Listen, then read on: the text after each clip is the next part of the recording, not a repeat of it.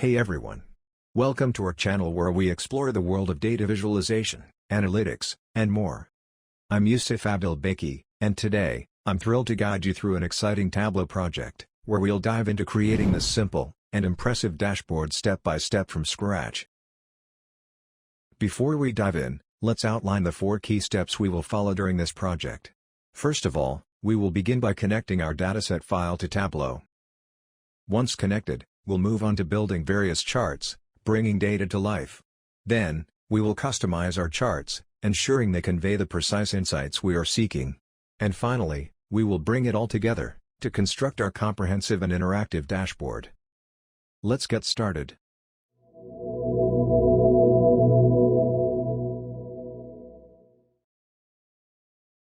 Now, we have got a clear roadmap. It's time to roll up our sleeves and begin the journey of transforming raw data into an insightful dashboard.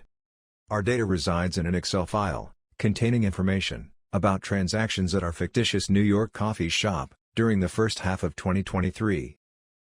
This data encompasses essential details such as transaction ID, date and time of transactions, quantities sold, store locations, product IDs, and more. Let's connect our Excel file to Tableau and complete our first essential step in our project.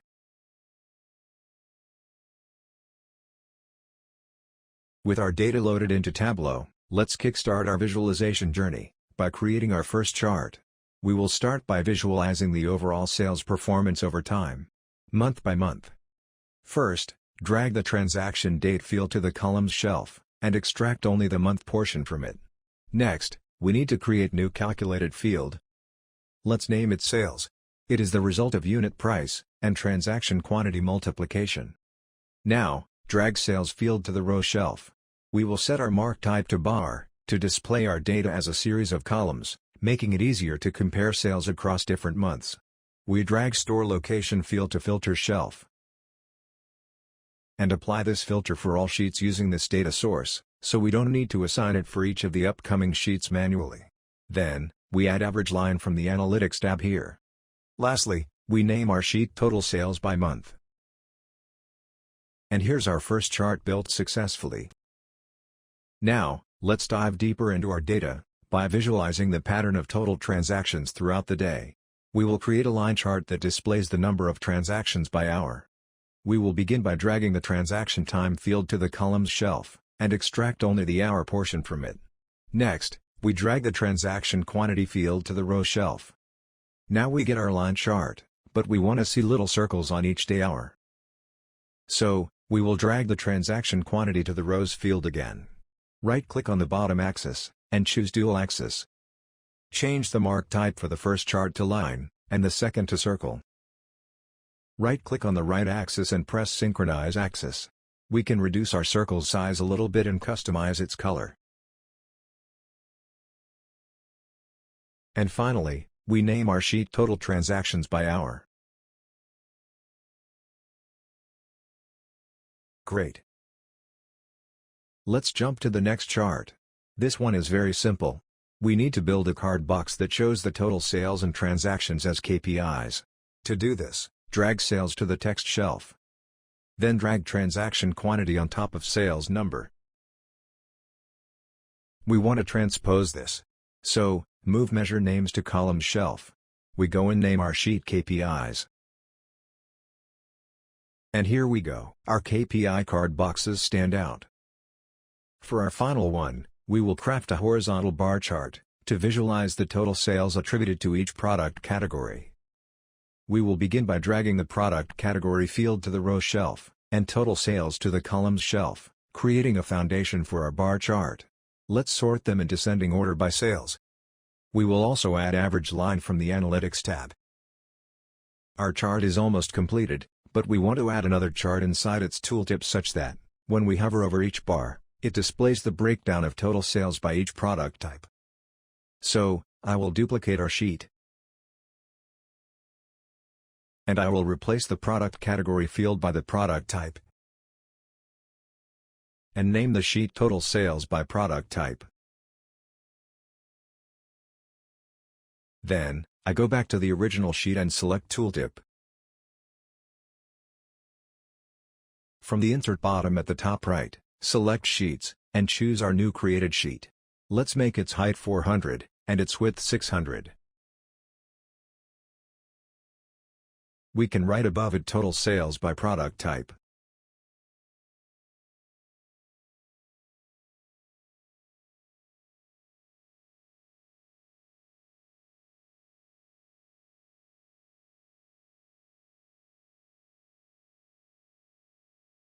And here's our mission done.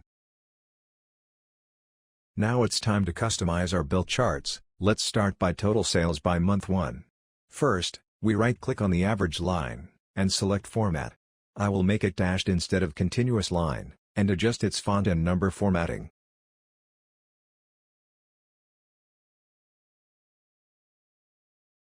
Next, we graft a new calculated field with the name above, below average to evaluate whether each month's sales exceed or fall below the average monthly sales.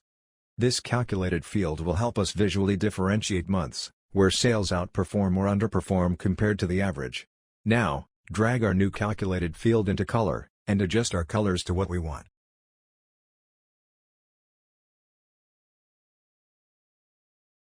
Then, drag sales into text, and adjust its number and font formatting.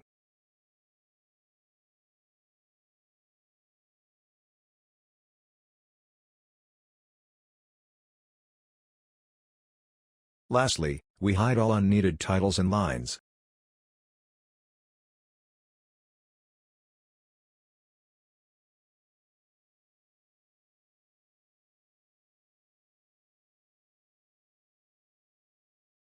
Finally, we go to Tooltip, and change this to be month, instead of month of transaction date. Excellent. Now, we jump to the next sheet, Total Transactions by Hour. By the way, I mean here by transactions the total number of products sold, not the number of orders, which I feel can lead to a misunderstanding. We can adjust the sheet name to be Total Products Sold by Hour. For this sheet, we will only need to hide unneeded axes, titles and lines to customize it, and adjust its tooltip.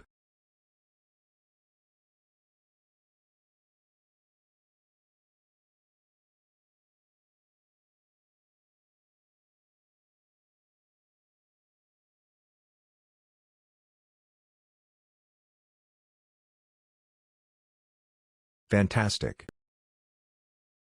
Coming to the next sheet, we want to adjust the font size of our titles and measure values.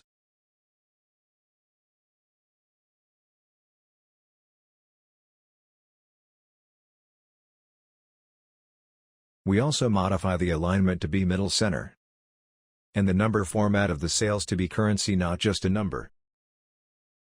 I want to change the title name for Total Transactions Quantity to be Total Products Sold instead. So, right-click on it, choose Edit Alias, and rename it.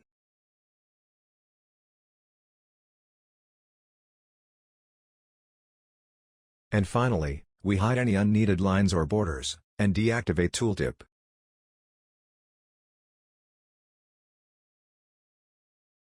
Great. The total sales by product category chart is the one remaining to be customized.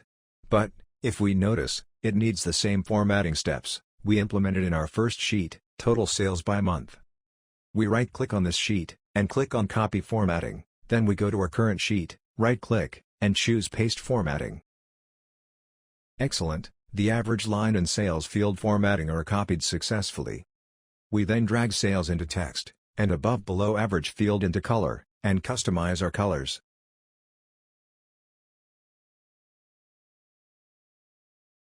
We remove all unneeded lines, borders and titles.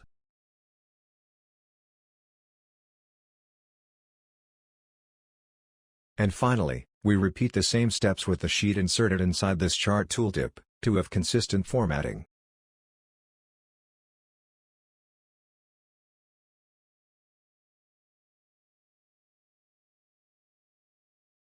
Exciting!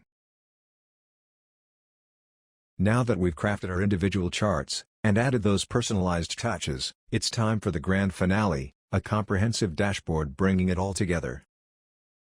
We create new dashboard through clicking on this icon, or you can go to the Dashboard tab, and choose New Dashboard. We set our dashboard size 1300 by 900. Let's start by dragging a new horizontal container while holding the Shift key. We make its X and Y positions 0, its width 1300, and its height 900. Let's give it this background color. Then, we drag two vertical containers inside the horizontal one created before, side by side. We drag a new text that represents the dashboard title, and type in it, for example, Coffee Shop Sales Dashboard. And we give it a suitable font type and size. As we see, the container width is reduced. To solve this, we head to our container, and from this drop-down arrow, choose Edit Width, and enter 600. We go back to our text title, and give it a white background color, and adjust its outer and inner padding to be 10 from all sides. And make its height 95. Next, we insert the KPIs sheet onto the dashboard title. Right-click on the title, and choose Hide Title. We change the view from Standard to Entire View. We then adjust its outer and inner padding to be 10. And again, we give it a white background. Let's make its height 130. Now, drag the total sales by product category sheet under them. Again, we repeat the same steps for padding and background color. We will repeat the same steps for the remaining two sheets. Drag them, change their background color to white, adjust their outer and inner padding.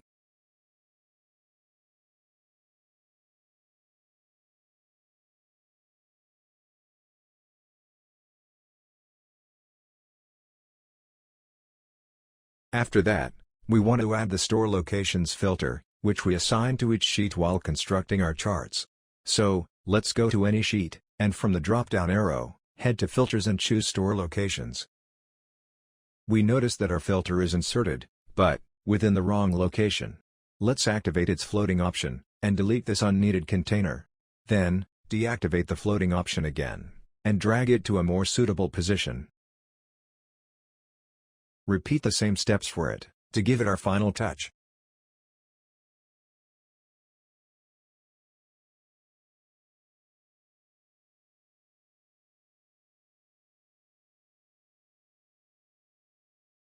Finally, we activate the filter action for all our charts so that we can filter other charts using one of them, like that as you see.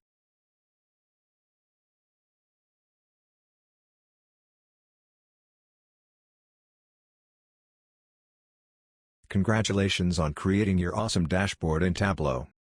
I hope this journey has been as insightful and enjoyable for you as it has been for me. If you found value in this video, and gained new skills in Tableau, don't forget to give this video a thumbs up, and write a comment with what you have learned. Make sure to subscribe to our channel for more exciting data visualization videos. Your support motivates me to create more content to help you excel in your data journey. Thank you for joining me today. Remember, the world of data holds endless possibilities, and I can't wait to explore more with you. Until next time, happy analyzing.